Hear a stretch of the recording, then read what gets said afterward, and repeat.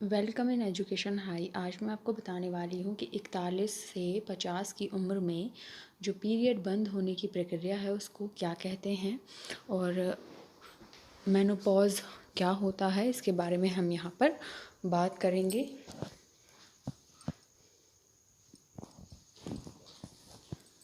चालीस की उम्र के करीब पहुंच चुकी महिलाओं को सेहत का विशेष ध्यान रखना चाहिए।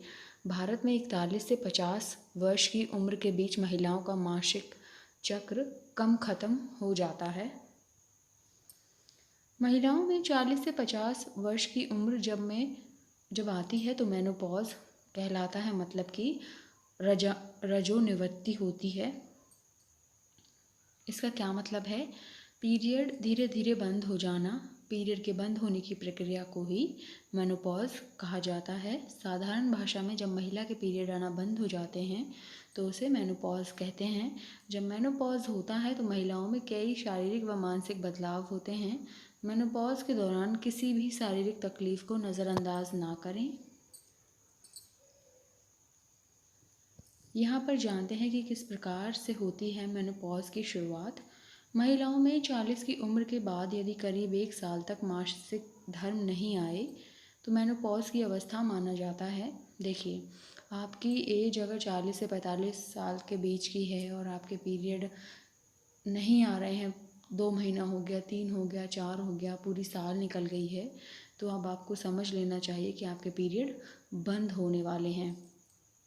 मेनोपॉज में मासिक धर्म धीरे धीरे कम होने लगता है, फिर 1-2 साल के भीतर पूरी तरीके से बंद हो जाता है। इसका कारण शरीर में एस्ट्रोजन हार्मोन की मात्रा का कम होना होता है। मेनोपॉज की स्थिति में महिला को घबराने की बिल्कुल ज़रूरत नहीं होती है।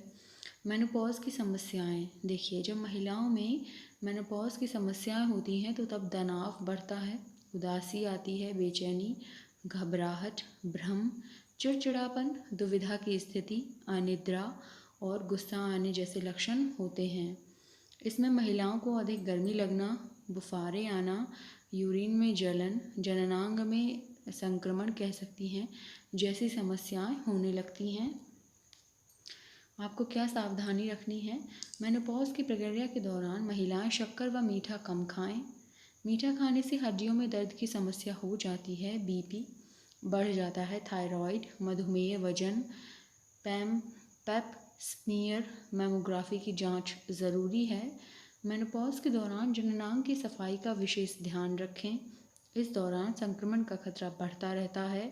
संक्रमण होने पर क्रीम और कुछ एंटीबायोटिक दवाएं चलती रहती हैं, लगाई जाएं, जिनसे आपको आराम मिलेगा। जननांग में संक्रमण होने पर पानी ज़्यादा से ज़्यादा पिएं। ग्वार फली, भिंडी, आलू, मटर, चना और गोभी ना खाएं।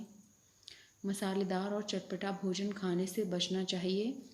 शराब, सिगरेट, चाय, कॉफ़ी से परहेज करें। गुनगुने पानी से नहाएं और तनाव कम लें। ये सारी सावधानियां हैं जो आप फॉलो कर सकते हैं। नियमित खान पान में आपको गाजर खानी है, पालक, टमाटर, आंवला, पपीता और अखरोट शामिल करना चाहिए। महिलाओं को सोयाबीन अधिक खाना चाहिए। नियमित व्यायाम के साथ घूमना, टहलें और खुद को आप व्यस्त रखें। योग के साथ ध्यान लगाएं और प्राणायाम करें, मतलब कि एक्सरसाइज करें। तनाव से दूर रहें, किसी चीज़ का स्ट्रेस ना लें, चिंता ना करें। तो ये सारे बातें थी जो आपको ध्यान रखनी है। इसी को मेनोपॉज कहा जाता है। आई होप आपको समझ आया हो।